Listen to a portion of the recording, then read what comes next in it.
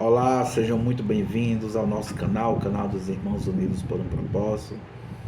E estamos no propósito de lermos a Bíblia em 90 dias.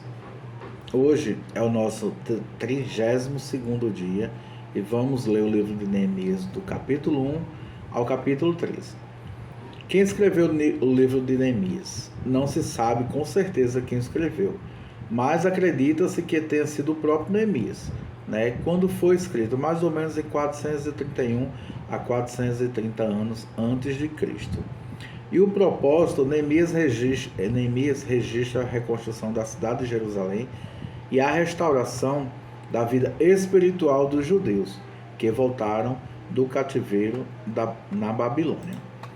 Então vamos iniciar nossa leitura, pedindo ao Senhor iluminação, entendimento da nossa mente, para que a gente venha entender cada vez mais, se aprofundar mais nas Escrituras do Senhor.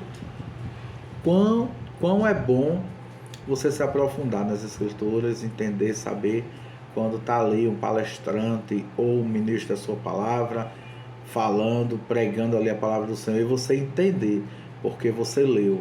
E quando você lê, você entende a história. Então que Deus venha abrir nossa mente e entendimento, para que venhamos verdadeiramente conhecer um pouco mais das suas Escrituras. Amém? Neemias capítulo 1. Esta é a história de Neemias, filho de Acalias. No mês que Quisleu, no ano 20 do reinado de Artaxerxes, rei da Pérsia, eu, que me chamo Neemias, estava em Suzã, a capital do país. Anani, um dos meus irmãos, chegou de Judá, com um grupo de outros judeus. Então eu pedi notícias da cidade de Jerusalém, dos judeus, que haviam voltado do cativeiro da Babilônia. Eles me contaram que aqueles que não tinham morrido e haviam voltado para a província de Judá estavam passando por grandes dificuldades. Contaram também que os estrangeiros que moravam ali por perto os desprezavam. Disseram finalmente que as muralhas de Jerusalém ainda estavam caídas e que os portões que haviam sido queimados ainda não tinham sido consertados. Quando ouvi isso, eu me sentei e chorei durante alguns dias. Eu fiquei chorando e não comi nada e fiz a Deus esta oração: Ó Senhor, Deus do céu, Tu és grande e nós te tememos. Tu és fiel e guardas a tua aliança com aqueles que te amam e obedecem aos teus mandamentos. Olha para mim, ó Deus, e ouve as orações que faço dia e noite em favor dos teus servos, o povo de Israel. Eu confesso que nós, o povo de Israel, temos pecado. Os meus antepassados e eu temos pecado. Com os nossos atos temos pecado contra ti, não temos obedecido aos teus mandamentos, não temos obedecido às leis que nos deste por meio de Moisés, teu servo. Lembra agora do que disseste a ele: se vocês, o povo de Israel, forem fiéis a mim, eu os espalharei entre outras nações. Mas se depois disso vocês voltarem para mim e obedecerem os meus mandamentos, eu os trarei de volta para o lugar que escolhi para ali ser adorado, mesmo que vocês estejam espalhados pelos fins da terra. Senhor, estes são teus servos, o teu povo. Tu os livraste do cativeiro com o teu grande poder e com a tua força. Ouve agora a minha oração e as orações de todos os outros teus servos que têm prazer em te adorar. Faze com que eu tenha sucesso hoje e que o rei seja bondoso comigo. Nesse tempo, eu estava encarregado de servir vinho ao rei. Neemias capítulo 2. O que vou contar aconteceu 4 meses mais tarde, no 20º ano do reinado de Artaxerxes. Um dia, quando o rei estava jantando, eu peguei vinho e o servi. O rei nunca me havia visto triste. Eita glória! E por isso perguntou: por que você está triste? Você não está doente, portanto, deve estar se sentindo infeliz. Então eu fiquei com muito medo e respondi: Que o rei viva para sempre. Como posso deixar de parecer triste quando a cidade está onde os meus antepassados estão sepultados, está em ruínas, e os seus portões estão queimados? O rei perguntou: o que é que você quer? Eu orei ao Deus do céu e depois disse ao rei: se o Senhor está contente comigo e quiser atender um pedido meu, deixe que eu vá para a terra de Judá a fim de reconstruir a cidade onde os meus antepassados estão sepultados. Aí o rei, tendo a rainha sentada ao seu lado, concordou com o meu pedido. Ele perguntou quanto tempo eu ficaria fora e quanto voltaria. E eu disse então: Pedi ao rei um favor, que me desse cartas para os governadores das províncias de Eufrates Oeste, com instruções para que me deixassem passar até chegar à região de Judá. Também pedi uma carta para Asaf, o guarda florestal do rei, mandando que me desse madeira para fazer os portões da fortaleza que protege o templo, e para fazer as muralhas da cidade e a casa onde eu iria morar. E o rei me deu tudo o que eu pedi, porque Deus estava comigo. O rei mandou que fossem comigo alguns oficiais do exército e uma tropa de cavalaria. Então eu viajei para a província de Eufrates Oeste e ali entreguei aos governadores as cartas do rei. Mas Sambalate, da cidade de Bet-Horon, e Tobias, um oficial do país de Amon, ficaram muito zangados quando souberam que alguém tinha vindo para ajudar o povo de Israel. Eu cheguei a Jerusalém e durante 3 dias não contei a ninguém o que pensava fazer pela cidade de acordo com o que Deus havia posto no meu coração.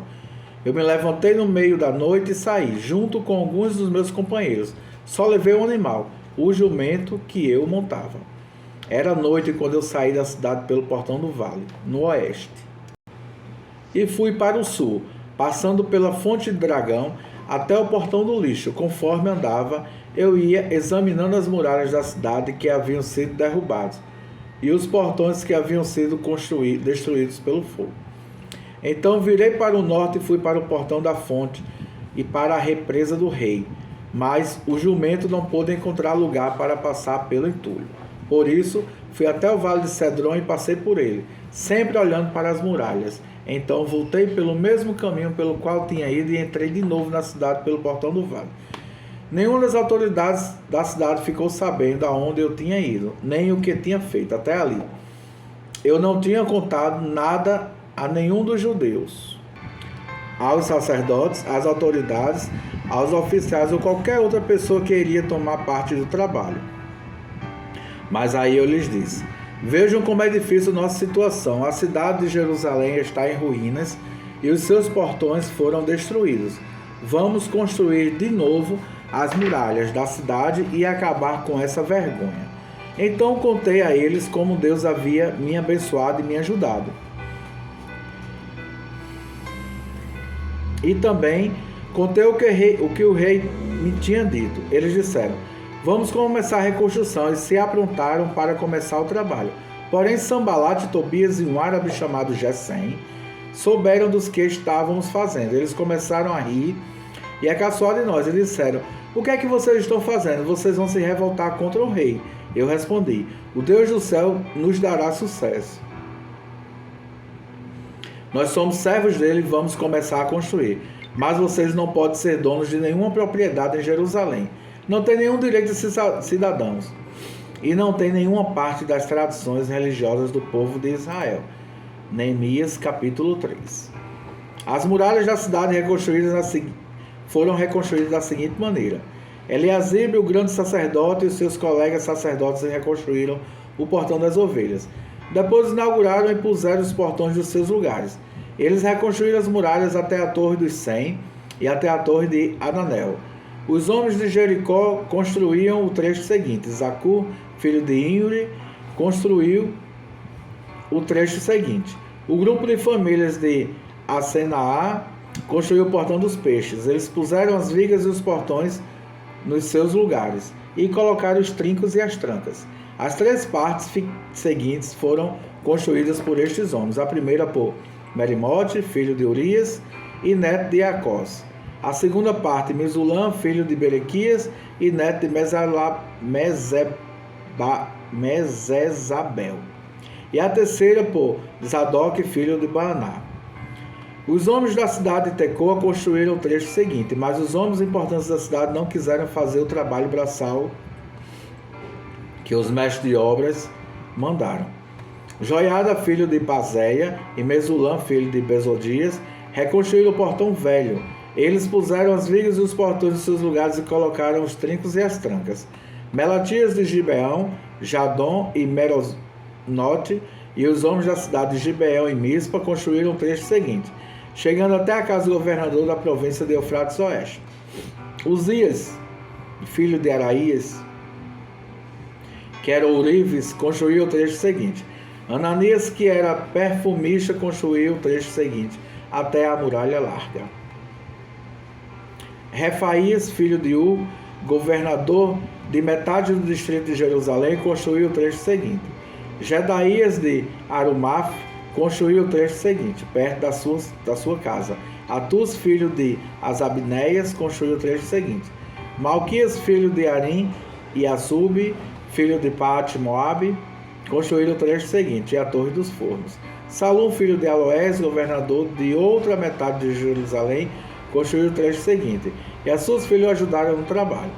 Anum e os moradores de Zanor reconstruíram o portão do vale. Eles puseram os portões no lugar, colocaram os trincos e as trancas e consertaram 500 metros de muralha, até o portão do lixo. Malquias, filho de Recabe, governador do distrito de Bet-Aquerem, reconstruiu o portão do lixo. Ele pôs os portões no lugar e colocou os trincos e as trancas. Salom, filho de Col-Ozer, governador do distrito de Mispa, reconstruiu o portão da fonte. Ele fez uma cobertura, pôs os portões no lugar e colocou os trincos e as trancas na represa de Selá. Ao lado do jardim do rei, Salom construiu a muralha até a escada que descem da cidade de Davi.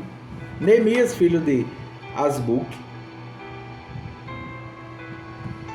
governador de metade do distrito de Bet-Zur, construiu o trecho seguinte, até a sepultura de Davi, até a represa e até as barracas dos soldados. Os levitas também ajudaram a reconstruir as muralhas. Segue a lista deles. Reum, filho de Bani, construiu o trecho seguinte. Asabias, governador da metade do distrito de Keila, construiu o trecho seguinte. Bavai, filho de Enadad, governador da outra metade do distrito de Keila, construiu o trecho seguinte. Eza, filho de Jesuá, governador de Mispa, construiu o trecho seguinte. Em frente do depósito de armas, até o lugar onde a muralha faz esquina.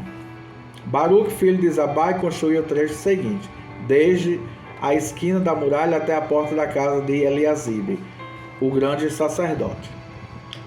Meremote, filho de Urias, neto de Acós, construiu o trecho seguinte, desde a porta da casa de Eliasibe até o fim da casa. Os sacerdotes também ajudaram a reconstruir as muralhas. Segue a lista deles. Os sacerdotes que moravam ao redor de Jerusalém construíram o trecho seguinte. Benjamim e Azub construíram o trecho seguinte. Em frente das suas casas, Azarias, filho de Mazéias e neto de Ananias, construiu o trecho seguinte. Em frente da sua casa. Binui, filho de Anadad, construiu o trecho seguinte, desde a casa de Azarias até a esquina da muralha. Palau, filho de Uzai, construiu o trecho seguinte, começando da esquina da torre do palácio de cima, perto do pátio do guarda. Pedaías, filho de Parós, construiu o trecho seguinte até um lugar no leste, perto do portão das águas da torre que guarda o templo. Isso ficava perto daquela parte da cidade chamada Ofel, onde moravam os homens que trabalhavam no templo. Os homens da cidade de Tecoa construíram o trecho seguinte, que era o seu segundo trecho, desde um ponto no lado contrário à grande torre que guarda o templo e a muralha, perto de Ofel. Um grupo de sacerdotes construiu o trecho seguinte, saindo do portão dos cavalos e continuava para o norte. Cada um deles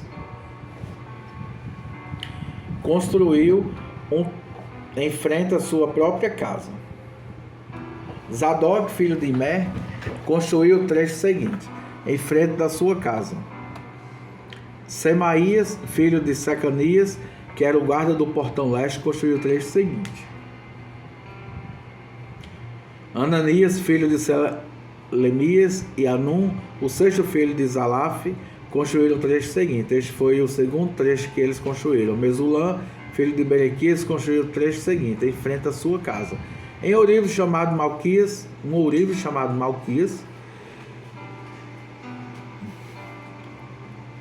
construiu o trecho seguinte até uma casa usada para trabalhadores no templo pelos comerciantes. Essa casa estava do lado do portão do guarda, perto da sala que ficava do alto da esquina nordeste da muralha. Os ourives e os comerciantes construíram o último trecho, na sala da esquina até o portão das ovelhas. Neemias capítulo 4.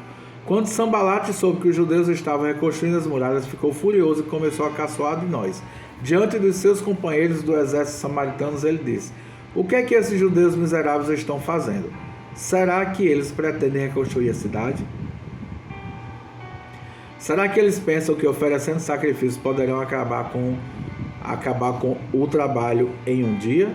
Será que dos montões de entulho das pedras que foram queimadas eles podem tirar pedras para a construção? Tobias, que era do país de Amon, estava com ele e disse: que tipo de muralha eles poderão construir? Até mesmo uma raposa poderia derrubá-lo. Ó nosso Deus, escuta como eles caçam de nós, fazem que a zombaria caia sobre a cabeça deles mesmos, que tudo o que eles têm seja roubado e que eles sejam levados prisioneiros para uma terra estrangeira. Não perdoes o mal que eles fazem e não esqueças os pecados, pois insultaram a nós que estamos construindo. Então continuamos a reconstruir as muralhas e logo elas já estavam na metade da sua altura total, porque o povo estava animado para trabalhar. Sambalate, Tobias e o povo da Arábia, Amon e Asdod ficaram muito zangados quando souberam que nós estávamos continuando o trabalho da reconstrução das muralhas de Jerusalém e que suas brechas já estavam sendo fechadas. Aí se reuniram e combinaram que viriam juntos atacar Jerusalém e provocar confusão. Mas nós oramos ao Deus e colocamos homens para ficar de vigia contra eles de dia e de noite.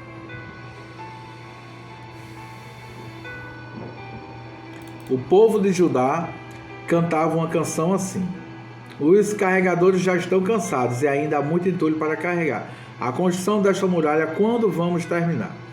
Os nossos inimigos pensavam que nós não poderíamos vê-los, nem saberíamos o que estava acontecendo, até que eles já estivessem quase acima de nós, nos matando e nos fazendo parar o trabalho. E várias vezes os judeus que moravam entre os nossos inimigos vieram nos avisar dos planos que eles estavam fazendo contra nós. Então armei o povo com espadas, lanças e arcos e flechas e coloquei por grupos de família atrás da muralha, em todos os lugares onde ela ainda não estava consertada. Aí vi que o povo estava preocupado e por isso disse a eles e às suas autoridades e aos seus oficiais: não tenham medo dos nossos inimigos. Lembre-se como Deus, o Senhor, é grande e terrível. Lutem pelos seus patrícios, pelos seus filhos, suas esposas e seus lares. Os nossos inimigos ficaram sabendo que nós havíamos descoberto o que eles estavam planejando e compreenderam que Deus havia atrapalhado seus planos. Então, todos nós voltamos para o nosso trabalho na reconstrução das muralhas. Daí em diante, metade dos homens trabalhava enquanto os outros ficavam de guarda, armados com lanças, escudos, arcos, flechas e armaduras. E as autoridades deram o seu apoio às pessoas que estavam reconstruindo a muralha. Cada pessoa carregava materiais de construção numa das mãos e a outra carregava uma arma. E todos que trabalhavam levavam uma espada na cintura. O vigia, que devia tocar a corneta para dar o alarme, ficava perto de mim. E eu disse ao povo e aos seus oficiais e às suas autoridades: o trabalho é muito espalhado e por isso nós ficamos muito longe uns dos outros nas muralhas. Se vocês ouvirem a corneta tocando o alarme, reúnam-se em volta de mim. Nosso Deus lutará por nós. E assim todos os dias, desde o nascer do sol até a hora em que as estrelas apareciam de noite.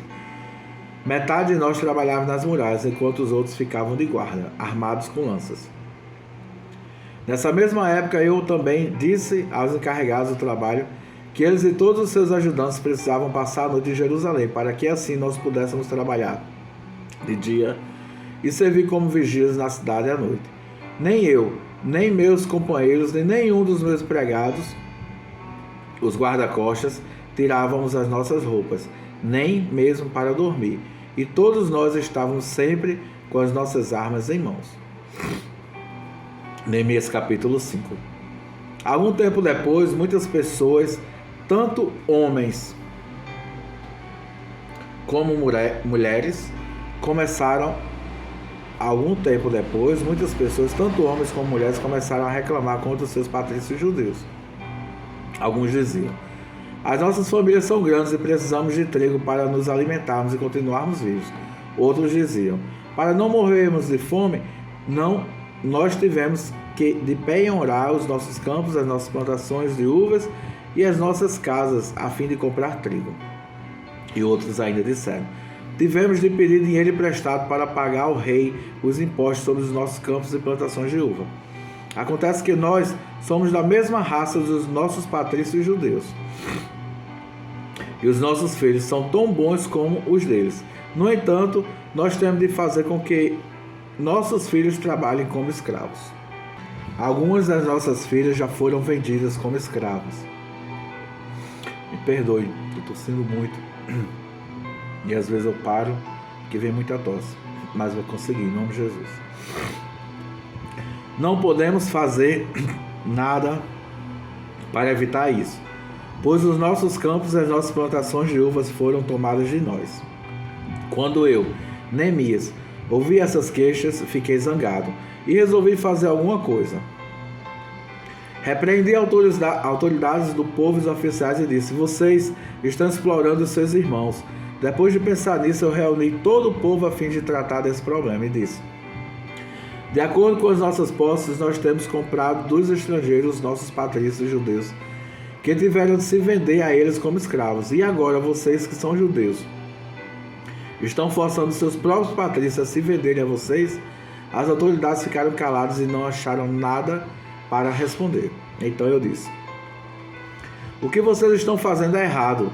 Vocês deviam temer a Deus e fazer o que é direito. Em vez de dar aos nossos inimigos, os não-judeus, razão para caçoar de nós, eu e os meus companheiros e os homens que trabalham para mim temos emprestado dinheiro e trigo ao povo, e agora vamos perdoar essa dívida. Portanto, vocês também perdoem todas as dívidas deles, dinheiro, vinho ou azeite, e devolvam agora mesmo seus campos, as suas plantações de uvas e de oliveiras e as suas casas. As autoridades responderam: está bem, nós vamos fazer o que está dizendo.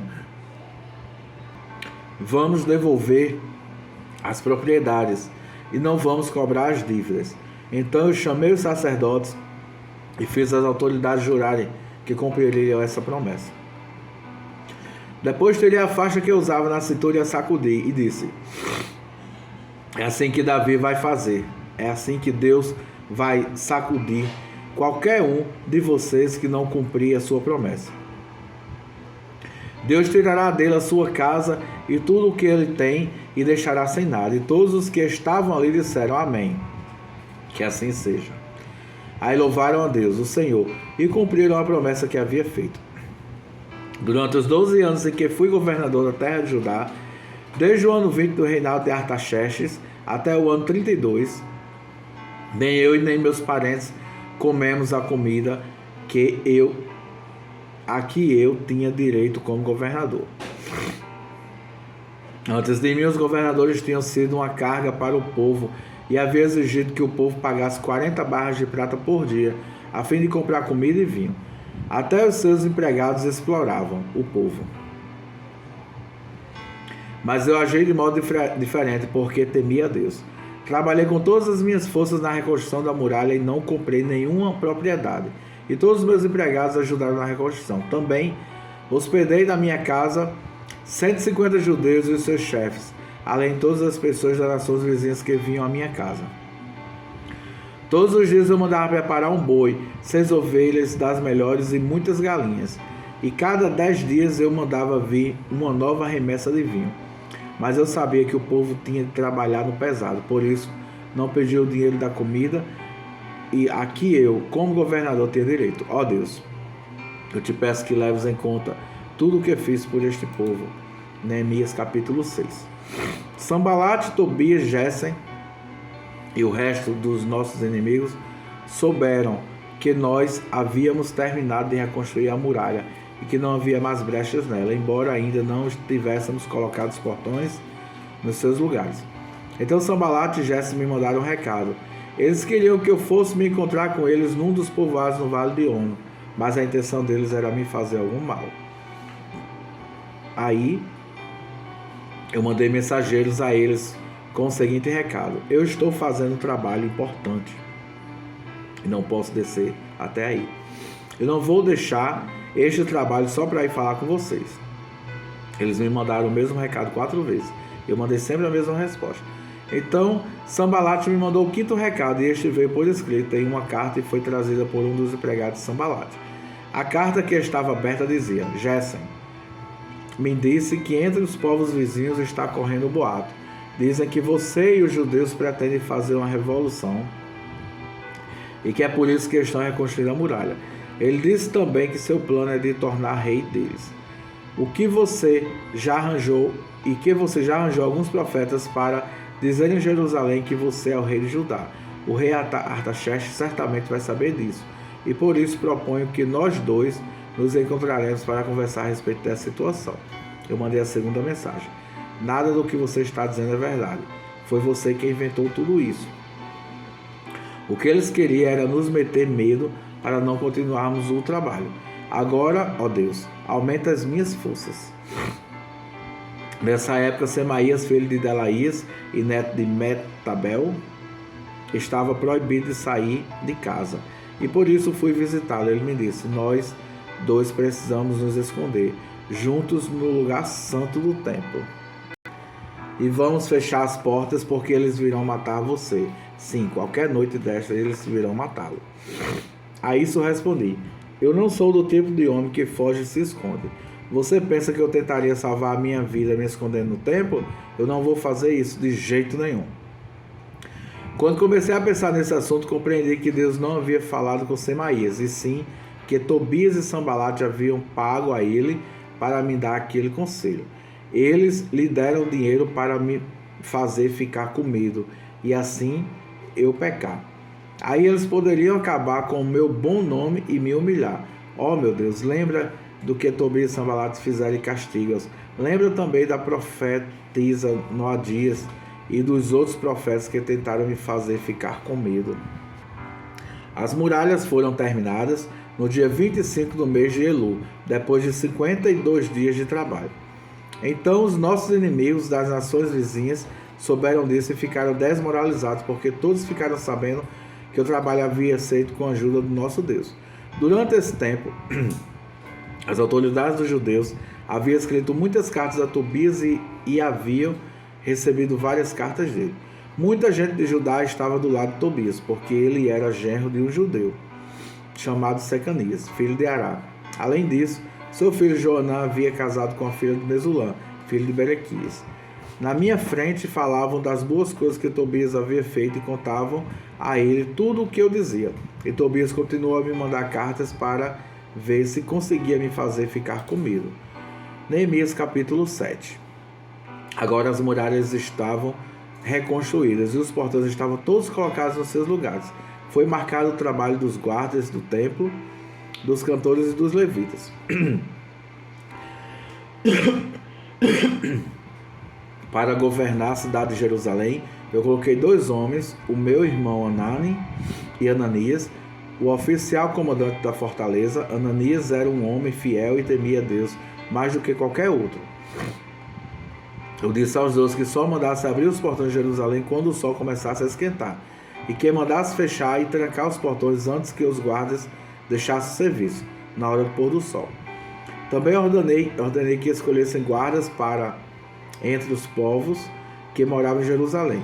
Alguns deles deviam ficar de guarda em certos lugares, e os outros deviam tomar conta da área da frente das suas próprias casas. A cidade de Jerusalém era grande, mas não tinha muitos moradores, e eram poucas as casas que já haviam sido reconstruídas. Deus pôs no meu coração a ideia de reunir todo o povo e os seus líderes e as autoridades para verificar os registros das suas famílias. Eu achei o livro dos registros do primeiro grupo que havia voltado à Babilônia. São estas informações que havia no livro. Entre os israelitas que o rei Nabucodonosor da Babilônia tinha levado para prisioneiros, havia muitos que eram da província de Judá. Estes voltaram para Jerusalém e Judá, para cada um para sua própria cidade.